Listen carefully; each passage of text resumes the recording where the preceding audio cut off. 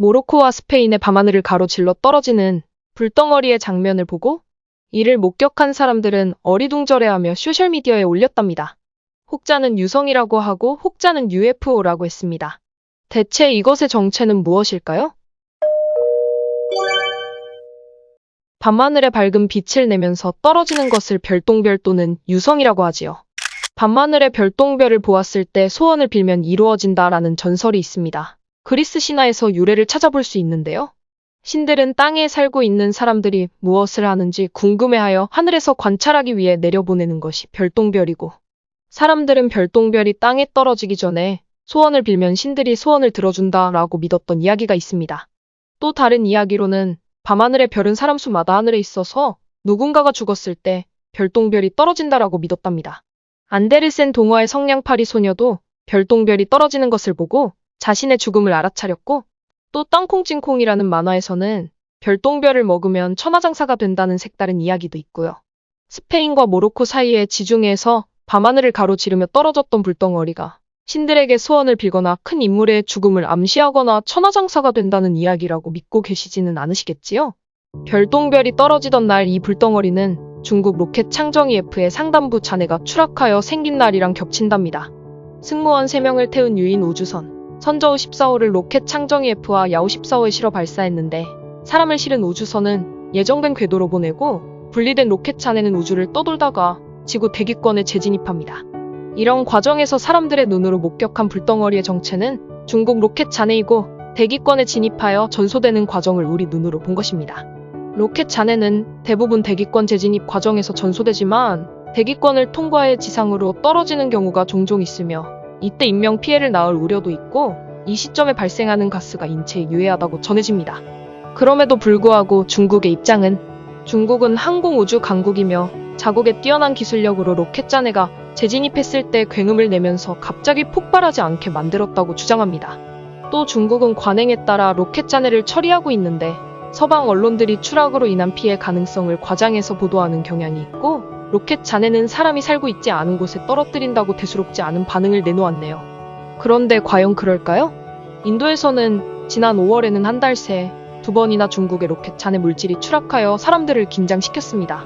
인도의 매체 인디안 익스프레스, 우주 전문 매체 스페이스 뉴스에 따르면 인도의 농촌 마을 구자라트 지방에 위치한 3개의 마을에서는 5kg 정도의 검은색 금속 구체가 커다란 굉음과 함께, 하나는 민가로 다른 2개는 민가 외로 떨어졌다고 전합니다. 다행히 인명 피해는 없었지만 인근 주민들은 마른 하늘의 날벼락이라며 굉장히 놀랐다고 합니다. 만약에 인구 밀집 지역이나 국가 중요 시설에 낙하되었다면 어떤 일이 벌어졌을까요? 생각만 해도 아찔하네요. 네, 맞습니다. 중국이 주장하는 것처럼 대부분의 로켓 잔해는 대기권 재진입 과정에서 전소됩니다. 하지만 이때 엄청난 굉음과 함께 연소되는 시점에 뿜어나오는 물질은 인체에 유해한 물질을 내뿜을 수밖에 없습니다.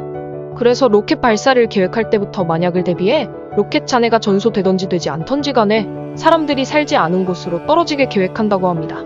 좀 더 면밀하게 들어가게 되면 사람들이 살고 있지 않더라도 그곳에는 존재하는 생물체가 있기 때문에 환경 문제에 대해 좀 더 많은 노력과 관심을 기울여야 하는 과제를 가질 수밖에 없는 실정이랍니다. 6월 25일 정체불명 우주 쓰레기 로켓이 달 뒷면에서 발견되었다고 나사 탐사선에 포착되었다는 내용이 공개되었는데요. 사실상 중국 창정 3시 로켓이라는 주장이 나왔습니다. 광학 관측 결과 외형이 중국 로켓과 유사하다는 점이 확인되면서 2014년에 쏘아 올린 중국 창정 3시 로켓이다라고 합니다만, 중국 측은 외교부 공식 브리핑을 통해 자신들의 로켓이 아니라고 부인하고 있습니다. 신문 기사를 인용하면 중국 창정 3시 로켓은 발사 이후 자체 연료가 고갈되면서 우주 쓰레기가 되어 지구와 달, 태양의 중력에 따라 떠돌다가 달에 떨어지면서 최후를 맞은 거랍니다. 이 로켓의 달 충돌이 전 세계적으로 관심을 모은 것은 고의적인 충돌이 아니라 자연스럽게 일어난 일이라는 점 때문입니다. 이번 충돌로 인해 인간의 우주 쓰레기가 달을 오염시킬 수 있다는 우려가 높아지고 있습니다. 중국 매체 펑파이는 중국은 지난해 6.6일마다 로켓을 발사했고 미국과 러시아를 제치고 가장 많은 우주 발사체를 쏘아 올린 국가가 됐다고 보도했습니다. 또한 중국은 현 시점 이후에도 올해 안에 4번 더 우주선을 쏘아 올려 중국의 우주 정거장 텐군 건설을 마무리한다는 계획이라고 밝혔는데요. 더 많은 우주 쓰레기를 배출할 것이며 더 많은 환경을 파괴할 수밖에 없을 겁니다. 중국은 지난번에 우리나라의 누리호 성공적인 발사 현장을 보면서 47년 전 중국의 장정 이후에 못 미치는 전체 성능을 가졌다고 비아냥거리기만 했죠.